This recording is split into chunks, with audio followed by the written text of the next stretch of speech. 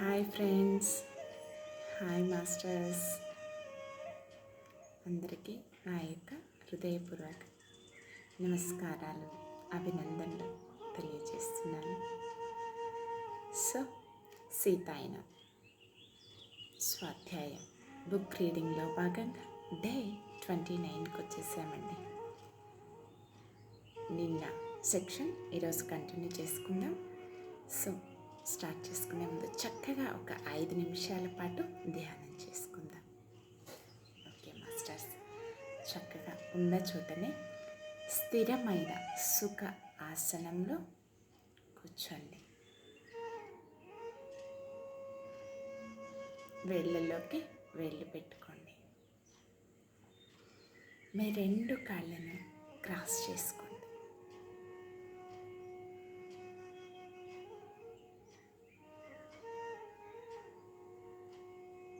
దీర్ఘ శ్వాసను తీసుకోండి.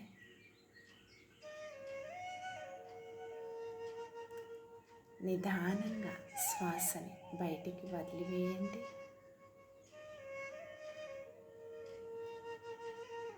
మరొక్కసారి దీర్ఘ శ్వాసను తీసుకోండి.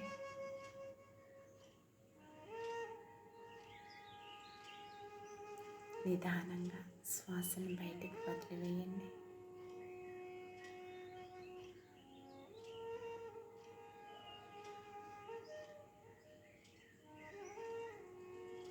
మరొకసారి దీర్ఘ శ్వాసను తీసుకోండి.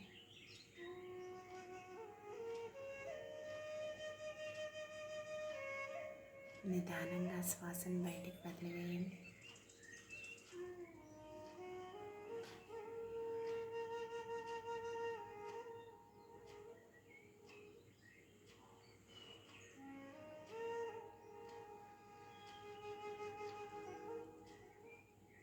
సహజంగా జరిగే శ్వాసని గమనిస్తూ శ్వాసతో అనుసంధానమవుతూ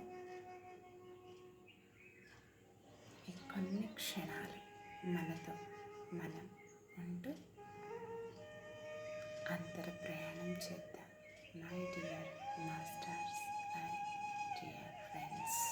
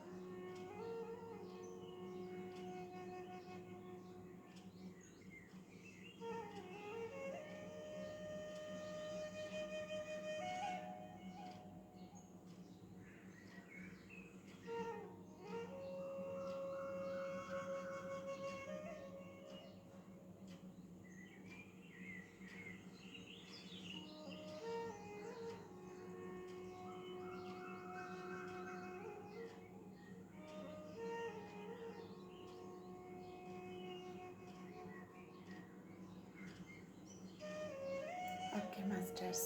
నిదానంగా సహజ స్థితికి వస్తూ మీ 2 చేతులను విడదీస్తూ మీ కంటి మీద పెట్టుకోండి.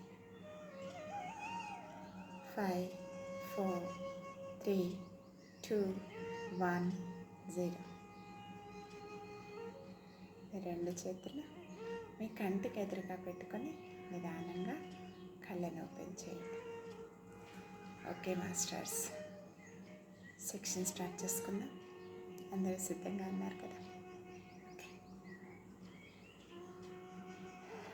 హనుమ అమ్మ ఏమనుకుంది, ఒకసారి అయోధ్య వెళ్ళి చూసి రావాలి అని అనుకున్నారు కదా.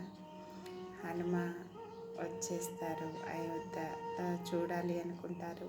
వాళ్ళు ధ్యాన స్థితిలోకి వెళ్ళి ధ్యానం ద్వారా అయోధ్యనంతా తిలకిస్తారనమాట. సో ఎంత పెద్దగా పెరిగిందో, చక్కగా విదేశీయులతో అందరితో వర్తకులతో చాలా విస్తరించింది అని అనుకుంటారన్నమాట.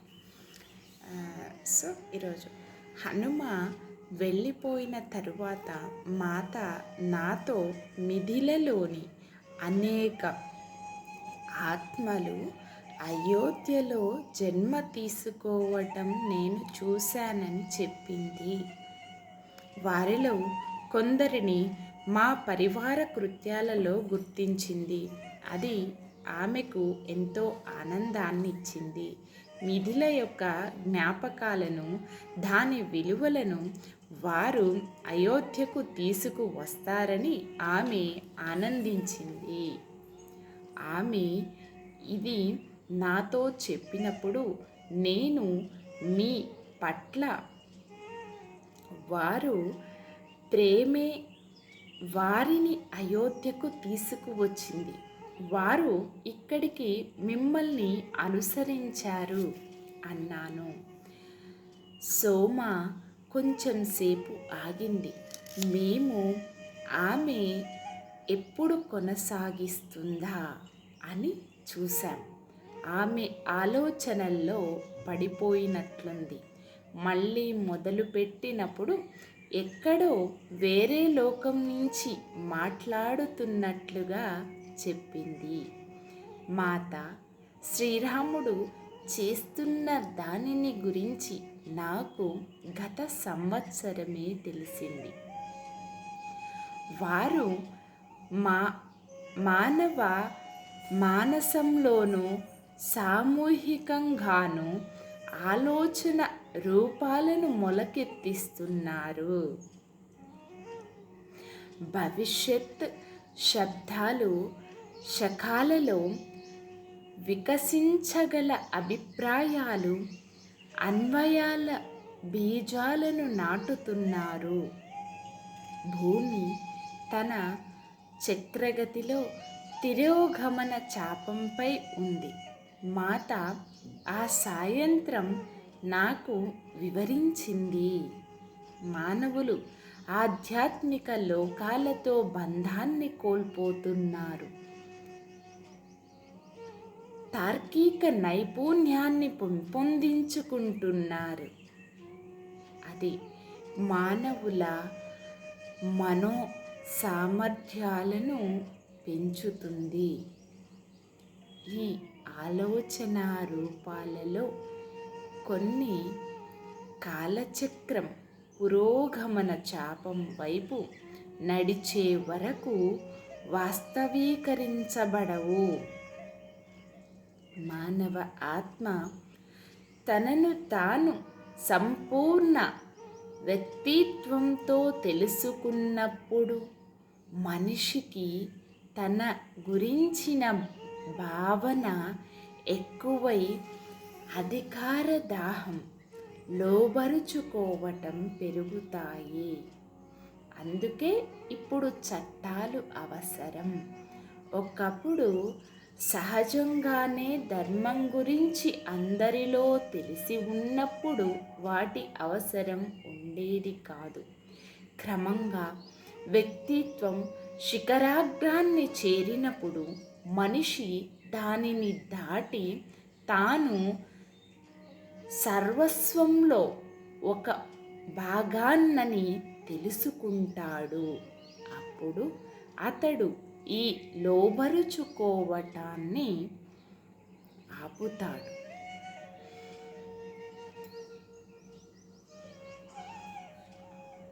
దానికి చాలా కాలం పడుతుంది. మనం కాలచక్రాలకు వ్యతిరేకంగా వెళ్ళలేము. మనం కాలచక్రాలకు వ్యతిరేకంగా వెళ్ళలేము. వాటికి తమ స్వీయ లయబద్ధత ఉంటుంది. కాలం ఉన్న తలంలో ఉన్నప్పుడు చాలా సహనం అవసరం. సోమ కాసేపు మౌనంగా ఉండి తరువాత తన పరిచితమైన స్వరంతో మాట్లాడింది. పార్వతి మహాదేవుల సందర్శనం తరువాత మాత ఎక్కువగా అంతర్ముఖమై పిల్లలకు తమ మిగిలిన వారికి తక్కువ అందుబాటులో ఉంది. ఆమె వారి సాన్నిధ్యంలో ఉన్నప్పుడు పూర్తి శ్రద్ధతో వారి జీవితంలోని ప్రతి విషయం గురించి ఎంతో శ్రద్ధగా ఉండేది. కానీ ఆమె ఎక్కువ సమయాన్ని ఒంటరిగా గడుపుతూ తరచూ గంటల తరబడి మౌనంలోకి వెళ్ళేది. మహాదేవుడు తనకు ఒక గొప్ప వరాన్ని ఇచ్చాడని, తాను బయట పనులన్నీ చేసుకుంటూ ఉండగానే లోపల పార్వతీమాతతో సంబంధం కలిగి ఉండటమే ఆ వరం అని చెప్పింది. మాత నాతో చెప్పని అనేక విషయాలు కూడా ఉన్నాయని నా అనుమానం. మాత అంతరంలో కొత్త శక్తిని సంపాదించి ఉండవచ్చు. కానీ భౌతికంగా ఆమె జీవశక్తి కోల్పోతోంది. మాతకు మన మనస్సులోని ప్రతికూల ఆలోచనలు అన్నీ తుడిచిపెట్టే శక్తి ఉంది. దాంతో నేను క్రమంగా ఆమె వెళ్ళిపోతుందన్న భయాన్ని కోల్పోయాను. నిజం చెప్పాలంటే తరువాత కొన్ని నెలలు దాని గురించి నేను ఆలోచించనే లేదు. కానీ కొన్ని మార్పులు గమనించాను. ఆమె అడవిలో నడుస్తున్నప్పుడు ఒక వృక్షం ముందో లేదా జంతువు ముందో నిలబడి వాటి వైపు ఎంతో సున్నితంగా శ్రద్ధ చూపిస్తున్నట్లు ఉండేది. కొన్నిసార్లు ఒక వృక్షపు మానును హత్తుకోవటమే లేక వీపు ఆనించి నిలబడి కళ్ళు మూసుకోవటమో చేసేది. ఆమె ముఖంలో నవ్వు పరుచుకునేది. అప్పుడు వాటికి ప్రేమ పంపుతూ వాటి నుండి ప్రేమ స్వీకరిస్తూ నాకు ఉండేదని, వాటి నుండి ప్రేమ స్వీకరిస్తూ ఉండేదని నాకు తెలుసు. ఒకసారి ఆ సమయంలో ఆమె నేను అతనిని ప్రతి సూర్యకిరణములోనూ, ప్రతి ఆకులోనూ, మొక్కలలోనూ చూస్తాను. ఇక్కడ అక్కడ ఎక్కడైనా నేను నా ప్రియ నారాయణుని చూస్తాను. అతను ఎక్కడా లేడు అంది. ఆ చివరి సంవత్సరం శ్రీరాముడు తాను రాగలిగినంత తరచుగా రావటానికి ప్రయత్నించాడు. వారు లవకుశులు చిన్నగా ఉన్నప్పుడు తమ కుటుంబ జీవితాన్ని ఆస్వాదించేవారు. ఇప్పుడు పెద్దవాళ్ళైపోయి తమ కుటుంబ ఇప్పుడు పెద్దవాళ్ళైపోయి ఈ విధంగా అరుదుగా గడుపుతున్నారు. మాత పిల్లలతో నవ్వుతోంది. నేల మీద కూర్చొని ఇద్దరిని ఒళ్ళోకి లాక్కుంది. వారు నవ్వుతూ దూరంగా జరిగితే ఆమె మళ్ళీ దగ్గరగా లాక్కుంటుంది. శ్రీరాముడు ఆ ఆటను ఆనందంగా చూస్తున్నాడు. నేను ఈ దృశ్యాన్ని గమనిస్తుండగా హఠాత్తుగా నాలో విచారం పొడచూపింది.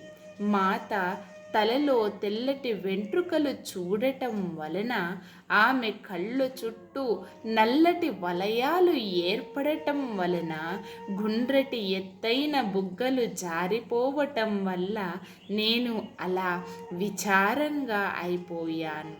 ఆమె ఇప్పటికీ ఎంతో అందంగానే ఉన్నప్పటికీ వయస్సు మీద పడినట్లు ఉండటాన్ని భరించలేకపోయాను.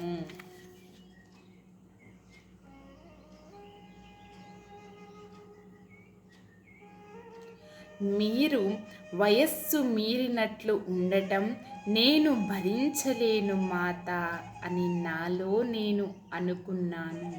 శ్రీరాముడు నా ఆలోచనలను పసికట్టి వారి వద్దకు వెళ్ళాడు. బాలురు ఎట్టాకెలాకు ఆమె నుంచి తప్పించుకున్నారు. అందరూ నవ్వుతున్నారు. సీత ఆయన ప్రేమపూర్వకంగా ఇలా అన్నాడు, నేను నిన్ను మొదటిసారి కలుసుకున్నప్పుడు కంటే ఇప్పుడు మరింత అందంగా ఉన్నావు. సున్నితంగా ఆమె వెంట్రుకలు సర్దాడు. ఆమె ఆగి నెమ్మదిగా రామా అని మాత్రమే అంది అతనిని చూస్తూ. ఇది సత్యం. నీలో ప్రవహించే, నువ్వు బయటకు ప్రసరింపచేసే ప్రేమ ఆనందాలను, నీ సౌందర్యాన్ని వర్ణించటానికి నాకు మాటలు లేవు. అప్పుడు నేను ఆయన నాకు మెల్లగా బయట వాస్తవాన్ని కాదు అంతర్వాస్తవాన్ని చూడమని గుర్తు చేస్తున్నాడని గ్రహించాను. ఆయన తమ మధ్య ఉన్న ఈ ప్రేమను పిల్లలు అనుభూతి చెందాలని, దానివల్ల వారు అది ఎప్పటికీ జ్ఞాపకం ఉంచుకుంటారు అని భావించాడు. ప్రభు, కృతజ్ఞతలు. మీరు నా ఆలోచనలను గ్రహించి సరిచేయటంలో ఎన్నడూ విఫలమవ్వరు. నేను నెమ్మదిగా గొణిగాను. ఈ విధంగా ఆయన నేను వాస్తవంలో ఉండటం తోడ్పడ్డారు. చాలా అరుదుగా ఆయన నేను బయటకు వినిపించేటట్లు సరిచేసిన నా ఆలోచన సరిగ్గా లేనప్పుడు తరచుగా లోనించి సరిచేసేవాడు. నేను గత సంవత్సరాన్ని తిరిగి చూసుకుంటే మాత భూమిపై తాను ప్రేమిస్తున్న విషయాలన్నింటికీ వీడ్కోలు చెబుతున్నట్లు అనిపించింది. ఆ చివరి సంవత్సరాన్ని ఎంతో ప్రేమతో, మరింత గాఢతతో నింపుతోంది. పిల్లల విషయంలోనూ అంతే. తరచుగా వారితో ఆడుకోవటంతో పాటు వారితో గంభీరమైన చర్చలలో పాల్గొనేది. వారి మానసిక, ఉద్వేగిక అభివృద్ధి కోసం ప్రతి క్షణాన్ని వినియోగించేది. అంతేకాక తాను ముఖ్యమైనవి అని భావించిన విషయాలు వారికి చెబుతూ ఉండేది. ఒక్క క్షణం కూడా వృధా చెయ్యలేదు, కోల్పోలేదు. ఈ విధంగా నెలలు గడిచాయి. ఆమె ఆనందం ఎప్పటిలాగానే ఉరకలు వేస్తోంది. నేను ఆమె ఆనందానికి ఆటంకం కలిగించే ఏ విషయం ఆలోచించే సాహసం చెయ్యలేదు. శ్రీరాముడు వచ్చినప్పుడు వారు తరచుగా అడవిలోకి నడుచుకుంటూ వెళ్ళేవారు. మొట్టమొదటిసారిగా వారు నడుస్తుండగా ఆమె ఆయన చేతిని పట్టుకోవటం చూశాను. ఆమె భౌతిక శరీరం బలహీనపడుతోందన్న ఆలోచన నా మనస్సులో మెదిలింది. కానీ నేను వెంటనే అది కాదు, ఆమె ఆప్యాయతతో అతనిని పట్టుకుంది అనుకున్నాను. పార్వతీమాత మహాదేవుడు వచ్చిన ఆ అసాధారణ సందర్భం జరిగి సంవత్సరం పూర్తి కాబోతోంది. కానీ ఈ పరిస్థితిలో మార్పు గురించిన సూచన ఏదీ లేదు. ఒక రాత్రి మాతకు పానీయం తెస్తుండగా ఆమె తన కుటీరములో ఎవరితోనో మాట్లాడుతూ ఉంది. అది ఎవరో నేను ఊహించలేదు. అయితే అది ఒక పురుష స్వరముగా తెలిసింది. కానీ శ్రీరామునిది కాదు. ఆమె ఆ పానీయం తాగకుండా నిద్రించదు కనుక చాలాసేపు ఎదురు చూసిన తరువాత తలుపు కొడదామని నిశ్చయించుకున్నాను. రా సోమ, నేను తలుపు తీసుకుని వెళ్ళి జనక మహారాజు ఆమె ముందు నిలబడి ఉండటాన్ని చూసి నిర్ఘాంతపోయాను. ఉద్వేగం ఉప్పొంగగా నా చేతిలోని పాత్ర జారిపోయి ఆ పానీయం నేలంతా పరుచుకుంది. ముందుగా నేను స్తణువైపోయాను, కదలలేకపోయాను. తరువాత నా కాళ్ళు ఆయన వద్దకు నడిపించగా నేను ఆయన పాదాలకు మోకరిల్లి నా నుదిటిని ఆనించి కన్నీటితో ఆయన పాదాలను కడిగాను. మిథిలను వదిలిన నాటి నుంచి ఆయన కోసం చూసిన ఎదురు చూపంతా కన్నీరై ప్రవహించింది. ప్రభు, నేను ఏడ్చాను. ఆయన ఆశీర్వదిస్తున్నట్లుగా తన చేతిని తన తలపై ఉంచారు. ఆ తరువాత నన్ను లేపుతూ, నేను నీకెంతో రుణపడి ఉన్నాను సోమా. సీతను ఇన్ని సంవత్సరాలుగా ఎంతో జాగ్రత్తగా చూశావు. నీ భక్తిని చెక్కు చెదరనియ్యలేదు. తల పైకెత్తి కళ్ళు తుడుచుకుంటూ తల అడ్డంగా ఊపాను. ప్రభు, మీరు ఆమెకు సేవ చెయ్యగలిగిన గొప్ప అదృష్టాన్ని నాకు ప్రసాదించారు. తరువాత నేను పాడు చేసిన నేలను చూసి నా శాలువాతో తుడవబోయాను. దానిని వదిలేయి సోమ, మనం తండ్రి గారికి త్వరగా భోజనం సిద్ధం చేద్దాం అంది మాత. నేను వారిని వదిలి ఆహారం తయారు చెయ్యటానికై వంటశాల వైపు వెళ్ళాను. కొంచెం సేపటికి మాత కూడా వచ్చింది. నేను ఆమెను, మాత, ఆయన ఈ విధంగా మనల్ని చూడటానికి ఎందుకు వచ్చారు? ఆమె సుదూరంగా చూసింది. నేను యువతిగా ఉన్నప్పుడు అడవిలోకి వెళ్ళి గాఢ ధ్యాన స్థితిలో భౌతిక శరీరములోకి దాదాపు తిరిగి రాలేని స్థితిలో ఉండటం నీకు గుర్తుందా? నేను తల ఊపాను. నేను ఆ రోజు ఎన్నటికీ మరచిపోలేను మాత. శ్రీరాముడు మిమ్మల్ని వెనుకకు తీసుకువచ్చారు. అప్పటికి మీరు ఇంకా కలువకపోయినా అప్పుడే మీరు ఆయనతో మీ భవిష్యత్తును చూశారు. మాత నవ్వింది. అవును, అప్పుడు నేను తండ్రి గారికి ఒక వాగ్దానం చేశాను. ఆయన అనుమతి లేకుండా నేను ఈ శరీరము వదలనని.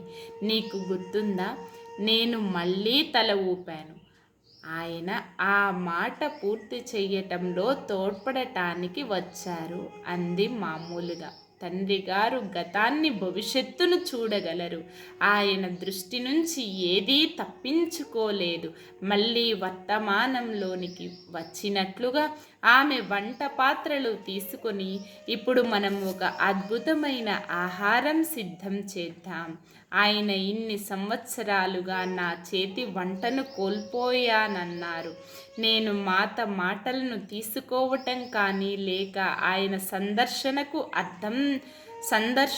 అర్థం తెలుసుకోవటం కానీ చేయలేకపోయాను.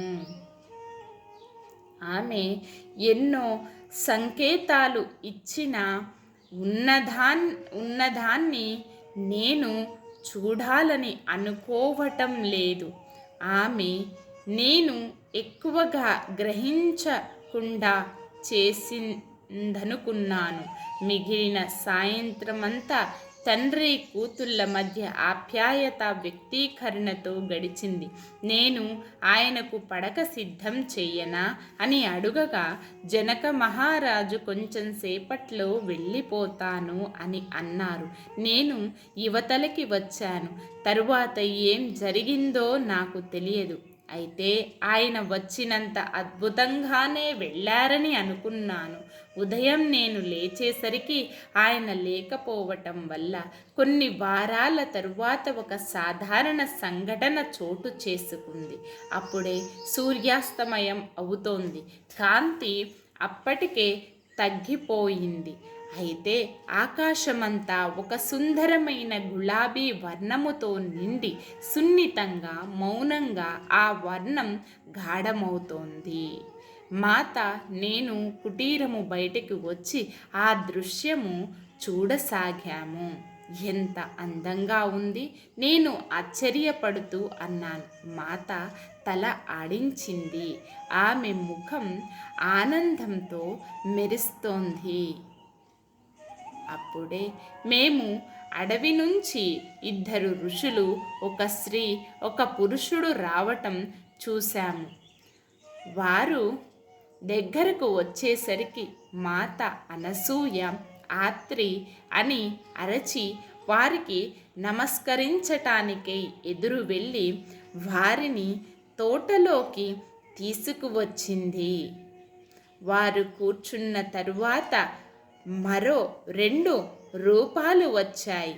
అవి అరుంధతి, వశిష్ఠులవి. ఆ వెంటనే ఖ్యాతి, భృగుడు, రాఘ, వారి వెనుక లోపాముద్ర, అగస్త్యులతో పాటు ఇంకా అనేక మంది గొప్ప ఋషులు ఆ తోటలో కూర్చున్నారు. నేను ఇప్పుడు ఏం చేయాలి? ఆహారం సిద్ధం చెయ్యాలా అనుకున్నాను. మాత ముఖం మీద భావం చూసి ఆమె కూడా నాలాగానే సందిగ్ధంలో ఉందని గ్రహించాను.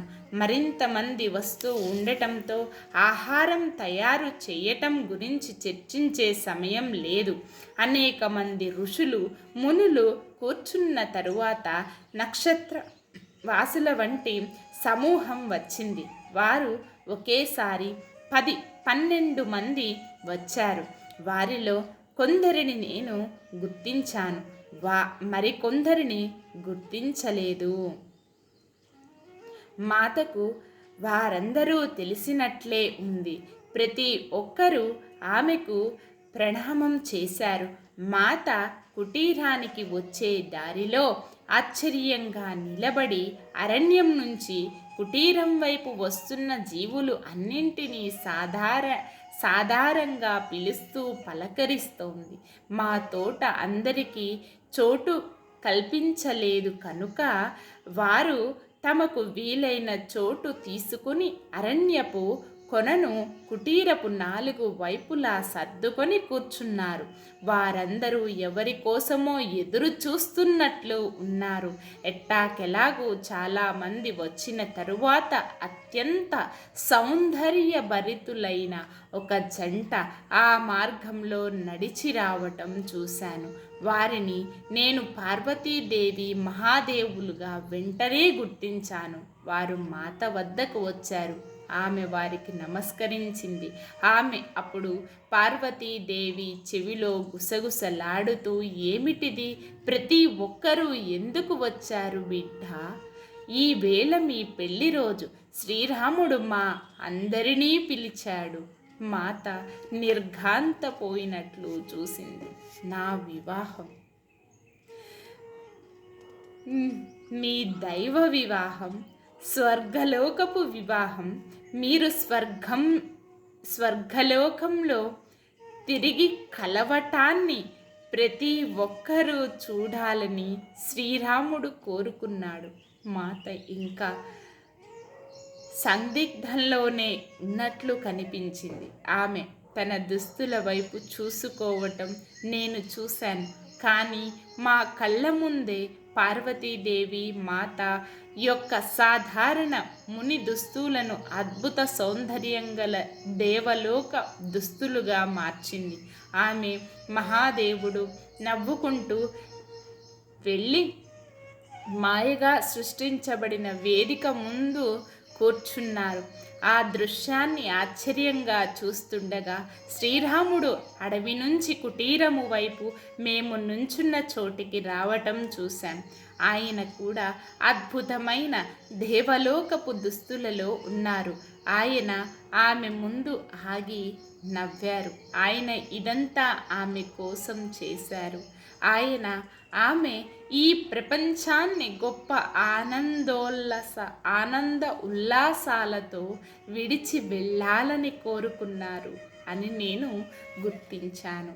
ఆమె చేతిని అందుకుని రాముడు మాతకు వేదిక వైపు తీసుకువెళ్ళారు. వారిద్దరూ అక్కడ కూర్చొని ఉండగా ఒక కాంతి వలయం వారిని చుట్టుముట్టింది. శ్రీరాముడు వచ్చిన వారందరికీ తన నుదురు తాకించి అభివాదం చేసినప్పుడు గుంపులో గందరగోళం ఏర్పడింది. ఆయన కొంతసేపు ఏమీ మాట్లాడలేదు. కానీ మేమందరము మా వైపు గొప్ప ప్రేమ తరంగం వీచటం అనుభూతి చెందాము. చివరగా ఆయన మాట్లాడారు. నేను సీత ఈ సృష్టిలో మేల్కొల్పిన ప్రేమను విశ్వమంతా పరుచుకొని ప్రకటించటానికి సిద్ధముగా ఉన్న ప్రేమను మాత కలిసి వీక్షించటానికి మీ అందరినీ ఆహ్వానించాను. అది ఆమె తల్లి భూమాతను కష్టకాలములో నిలిపి ఉంచే ప్రేమ, మానవాళిని ముందుకు నడపబోయే ప్రేమ. అది ఆమె ప్రేమ, నా ప్రేమ. దానిలో ఏ భేదమూ లేదు. శ్రీరాముడు మాట్లాడుతున్నప్పుడు సీత ఆయనను కన్నార్పకుండా చూసింది. ఆయన తన చుట్టూ ఉన్న వారిని ఒకసారి చూసి పరమశాంతంగా, ఈ సృష్టి పట్ల నువ్వు వ్యక్తీకరించిన ప్రేమకు, నీ సేవకు మా కృతజ్ఞతలు. ఆయన ఋషులతో మీ జీవితాలను త్యాగం చేసి ఈ ప్రపంచానికి సేవ చెయ్యటం కోసం మీ దేవలోకాలను వదిలి వచ్చిన మీకు కృతజ్ఞతలు. తరువాత దేవుళ్ళు దేవతలను ఉద్దేశించి ఈ ప్రపంచంలో సమతుల్యతను నిలిపి ఉంచే మీకు మా కృతజ్ఞతలు. మీరు లేకపోతే సహజ క్రమం అస్తవ్యస్తమైపోతోంది. మీకు మా గాఢ కృతజ్ఞతలు. ఆ తరువాత మహాదేవుడు పార్వతీదేవీలకు చల్లగా వచ్చి ఇప్పుడు వారి దగ్గరగా కూర్చొని ఉన్న బ్రహ్మదేవుడు సరస్వతీదేవీలకు తన ప్రేమ వ్యక్తీకరించాడు. మీరు లేకుండా లోకాలే లేవు, జీవం లేదు.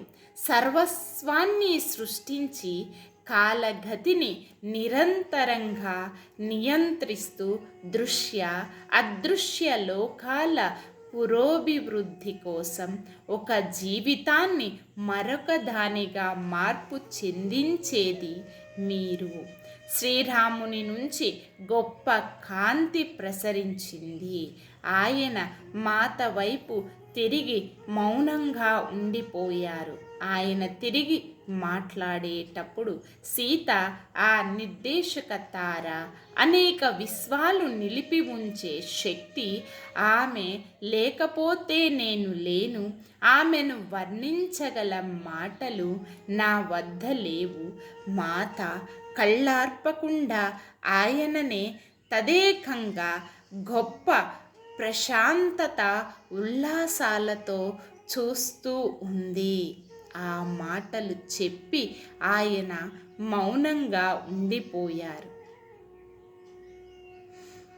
మాత, మీరు వర్ణించిన ప్రేమ, సృష్టిని నిలిపి ఉంచే ఆ ప్రేమను మీరు మాత్రమే మేల్కొల్పగలరు. నేను దానిని వ్యక్తీకరించి విశ్వమంతా వ్యాప్తి చేయవచ్చు, కానీ నాలో దానిని మేల్కొలిపింది మీరే అంది. శ్రీరాముడు కొనసాగిస్తూ, సీత మన దేవలోకానికి తిరిగి వచ్చినప్పుడు ఆమె నాలో ఒక భాగాన్ని తనతో తీసుకువస్తుంది. కనుక మాలో ఏ ఏర్పాటు ఉండబోదు అన్నాడు. ఆ క్షణంలో ఒక మధురనాదం వెలువడింది. అది అన్ని వైపుల నుంచి వస్తున్నట్లు ఉంది. శ్రీరామ్, జై రామ్, జై సీతారాం అన్న జపం అది. అది రాత్రి అయ్యే వరకు, నాలో ఆహారపు ఆలోచన వచ్చే వరకు ఉంది. నేను ఆ అతిథులందరికీ ఆహారం ఎలా తయారు చెయ్యగలను? నాకు ఈ ఆలోచన వచ్చిన వెంటనే ఒక పెద్ద దేవలోక సేవకుల సమూహము బుట్టలు పళ్ళతో ఆహారం తీసుకుని అరణ్యం నుంచి వస్తూ కనిపించారు.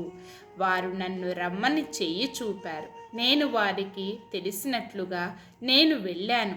ఒక పళ్ళెం నా చేతికిచ్చి నన్ను దారి చూపమని సూచించారు. నేను ఆ పళ్ళెంతో మాత వద్దకు వెళ్ళబోయాను.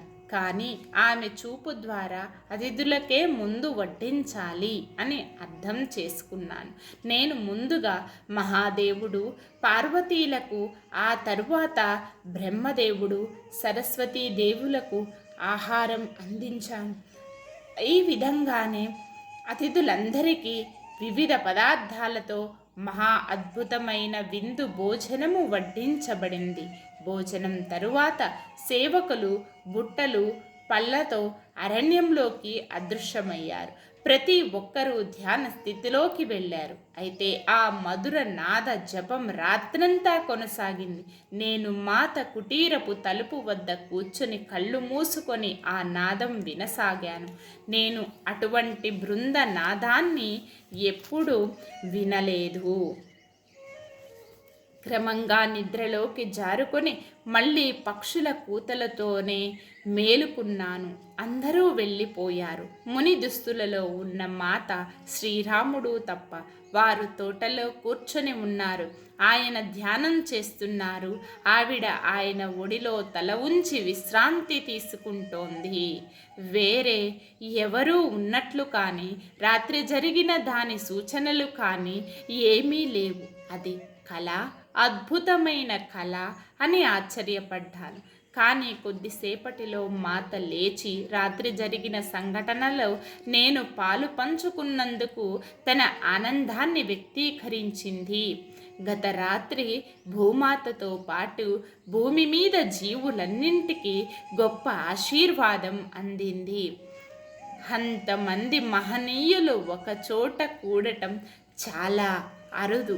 అది ప్రపంచానికి రాముని వరం అని చెప్పింది. అది మీ పట్ల ఆయన ప్రేమ వ్యక్తీకరణ అన్నాను నేను. నాకు ప్రపంచానికి మధ్య తేడా ఏమైనా ఉందా అని ఆమె చిరునవ్వుతో అడిగింది. ఆమె వ్యాఖ్యానం నాకు అర్థం కాలేదు. కానీ లేదు మాత అన్నాను. మాత ఆ ఉదయం చాలా తక్కువ మాట్లాడింది. ఆమె చైతన్యం లోపలికి మళ్ళింది. అంతరంగంలోకి చూస్తూ ఉంది. ఆమె కొంతసేపు తన కుటీరములో పిల్లలతో ఏకాంతంగా గడపాలనుకుంటున్నాను అంటే నేను వాళ్లను తీసుకువచ్చాను. 1 గంట సేపు వాళ్ళు లోపలే ఉన్నారు. శ్రీరాముడు ధ్యాన స్థితి నుంచి బయటకు వచ్చి ఆమె గురించి అడిగాడు. ఆమె పిల్లలతో పాటు కుటీరంలో ఉందని చెప్పాను. ఆయన కూడా లోనికి వెళ్ళి అందరూ కాసేపు అక్కడే కూర్చున్నారు. తరువాత శ్రీరాముడు మాత బయటకు వచ్చి తాము అరణ్యంలోకి ధ్యానం కోసం వెళ్తామని చెప్పారు. వెళ్ళబోయే ముందు ఆమె కుటీరం బయట నిలబడి ఉన్న హనుమానును నన్ను చూసింది. హఠాత్తుగా నన్ను దగ్గరకు లాక్కొని గట్టిగా పట్టుకుంది. నాకు ఒక నిట్టూర్పు వినిపించినట్లుంది. నన్ను వదిలి హనుమ చెయ్యి పట్టుకొని నొక్కి వదిలింది. తరువాత ఆమె చుట్టూ శ్రీరాముడు చెయ్యి వేసి ఇద్దరూ అరణ్యంలోనికి నడిచారు. నేను ఎప్పటిలాగా బుట్టలో పండ్లు కొంత నీటితో వారిని అనుసరిద్దామనుకున్నాను. మాత నా వైపు తిరిగి లవకుశులతో ఉండు, వారికి నీ అవసరం ఉంది అని చెప్పి నడక కొనసాగించింది. హనుమ ఆ మాటలు వినగానే మాతా అని అరిచాడు. అప్పుడు అతడు జరుగుతున్న దానిని గ్రహించాడు. నా మనస్సు భయంతో మాతా, మీరు ఈ లోకం వదిలి వెళ్తున్నారా? అవునా అంది. నా మనస్సులోకి ఆ ఆలోచన రాగానే ఆమె ఆగింది. నేను లోకం అయి ఉండగా నేను లోకాన్ని ఎలా వదిలిపెడతాను సోమా? మీరందరూ అది తెలుసుకోవాలి అంది. ఆమె శ్రీరాముని చేతిని పెనవేసుకోగా ఇద్దరూ అరణ్య మార్గంలో నడవసాగారు. హనుమ వారిని అనుసరించాడు. మాత మళ్ళీ వెనుకకు తిరిగి అతనితో శాంతంగా, పుత్ర, నువ్వు కూడా ఆగాలి. సోమాను పిల్లలను చూసుకో. ఆయన కళ్ళ నుంచి నీరు కారుతున్నాయి. అతను మాత అని గొడగగా ఆమె వచ్చి అతని కన్నీరు తుడిచి అతను నవ్వే వరకు తదేకంగా చూసింది. ఆమె మృదువుగా, ఇది ఆనందించే సమయం, ఏడ్చే సమయం కాదు అంది. ఆ తరువాత మళ్ళీ రాముని చెయ్యి పట్టుకొని ఆమె అరణ్యంలోకి మాయమైంది. గంటలు గడిచాయి. పిల్లలు ఆశ్రమానికి వెళ్ళారు. నేను నా పనులు పూర్తి చేశాను. ఇక నిలువలేకపోయాను. ఆమె దగ్గరికి వెళ్ళాలి. వారికి ఆకలి వేస్తోందేమోనని బుట్టతో పండ్లు, నీరు తీసుకుని అడవి వైపు నడిచాను. హనుమ వాకిలి వద్ద నిలబడి వారిద్దరూ లేదా వారిలో ఒకరి కోసం ఎదురు చూస్తూ ఉన్నాడు. వారు ఒక పెద్ద శిలపై కూర్చొని ధ్యానం చేస్తుంటారని నాకు తెలుసు. సోమ ఆగి చికిలించింది. ఆ ప్రదేశం ఇక్కడే, బయటే ఉంది. అక్కడ వారి కోసం నేను గుడిసె కట్టాను. ఇక్కడికే శ్రీరాముడు మాత ధ్యానం కోసం వచ్చేవారు. ఆమె కొనసాగించింది.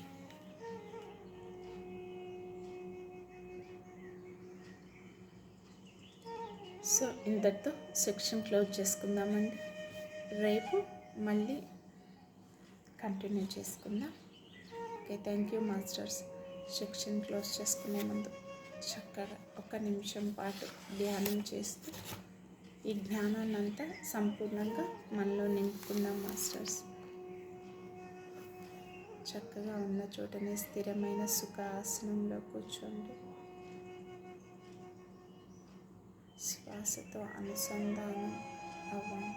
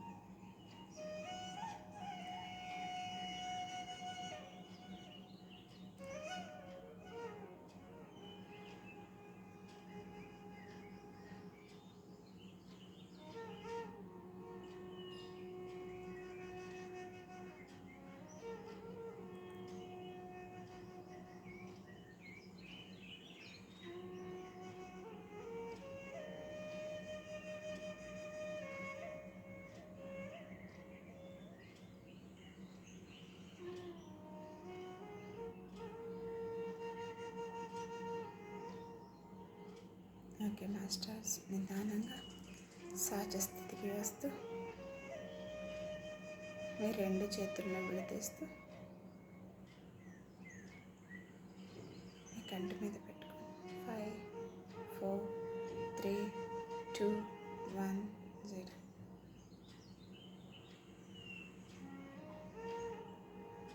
మీ 2 చేతులను మీ కంటికి ఎదురుగా పెట్టుకొని నిదానంగా కళ్ళను ఓపెన్ చేయండి. ధ్యానం కంటిన్యూ చేసేవాళ్ళు చేయండి మాస్టర్స్. Thank you.